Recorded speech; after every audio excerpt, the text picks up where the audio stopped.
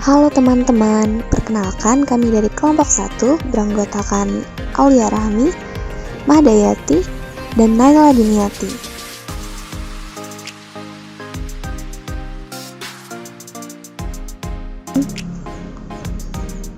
Kami di sini akan membahas perihal revolusi diam, introvert sebagai pemimpin. Tahu nggak sih, MBTI mengklasifikasikan kepribadian seseorang menjadi ekstrovert atau introvert berdasarkan sikap seseorang dalam menggunakan energinya. Sebelumnya, pada tahu nggak sih apa ekstrovert dan introvert itu? Hey class, my presentation today is about my presentation is on This is the life. This is the life. I don't understand this. Hopefully someone else will ask the teacher. Excuse me, I don't understand this. Can you explain, please? Phew. Itu tadi bayangan dari pribadi ekstrovert dan juga introvert, guys. Nah, pribadi ekstrovert ini biasanya mendapatkan energi dari aktivitas sosial di lingkungan yang berguna untuk mengembangkan ide dan inspirasinya. Para pribadi ekstrovert ini biasanya lebih ekspresif, percaya diri, dan juga mampu bersosialisasi. Dalam mengambil keputusan pun, pribadi ekstrovert itu cenderung cepat, karena mereka hanya melihat garis besarnya saja dan tidak mendetail. Berbeda dengan pribadi introvert, ia mendapatkan energi dari dalam dirinya, hingga mereka tuh cenderung pemalu, ramah, dan penakut. Tetapi dalam mengambil keputusan, mereka cenderung introspektif, menganalisis detail, dan berpikir hati-hati sebelum berbicara. Karena itu mereka dianggap sebagai pengambil keputusan yang hati-hati dan juga lambat. Nah, bercermin dari dua kepribadian ini, itu dapat memprediksi perilaku seseorang itu di tempat kerja, baik pada tingkat pemimpin ataupun tingkat bawahan. Dalam ranah kepemimpinan, seringkali sosok pemimpin diidentifikasi sebagai sosok yang ekstrovert. Itu dikarenakan pemimpin yang ekstrovert itu memiliki keterampilan interpersonal yang baik, sehingga kemampuan mereka dalam berkomunikasi mencuri perhatian orang sekitar. Seringkali orang dengan kepribadian ekstrovert merupakan orator yang handal, sehingga di dalam suatu kelompok, peran orang tersebut menjadi dominan secara sosial. Karena itulah seringkali orang ekstrovert diprediksi menjadi pemimpin di suatu kelompok. Hal ini juga dikonfirmasi oleh Dennis Ones dan Stephen Gilkert dalam jurnal Industrial and Organizational Psychology tahun 2009.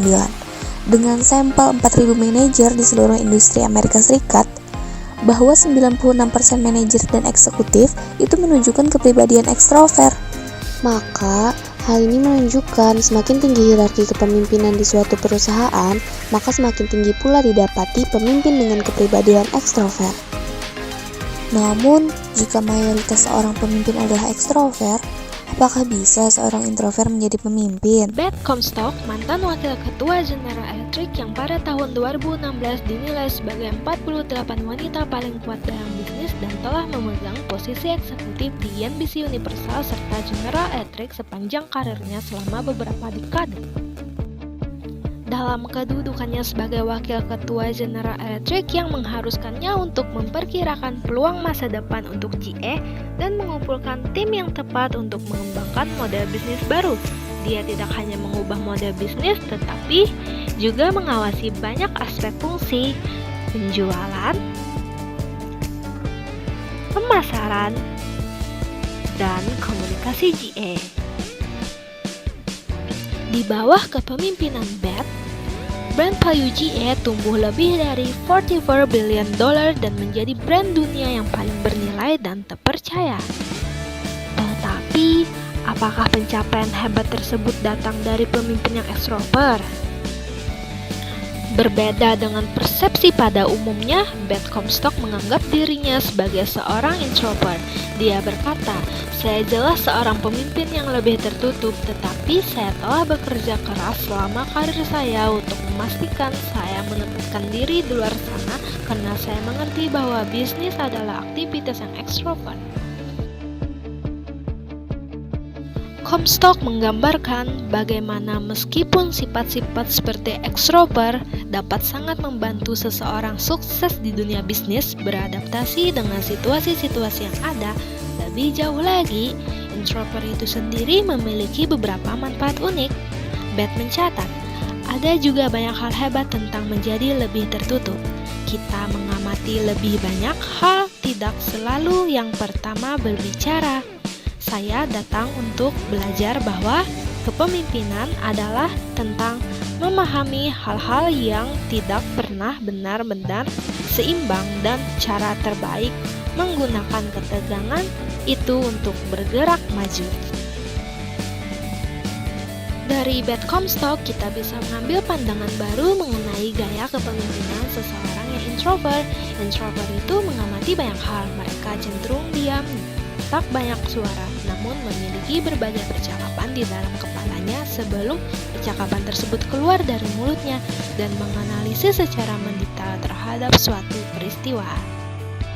Dalam bukunya Quiet, The Power of Introvert in a World That Can't Stop Talking yang terbit tahun 2012, Susan Cain menggambarkan kekuatan introvert di tengah dunia yang mengidolakan ekstrovert. Cain telah memicu minat baru tentang apa artinya menjadi introvert atau ekstrovert. Dalam wawancaranya bersama World Human Radio, Susan Cain mengatakan pemimpin introvert cenderung mengumpulkan ide-ide dari orang lain dan mendengarkan ide-ide itu dan menggunakannya. Jadi tidak banyak terjadi brain drain.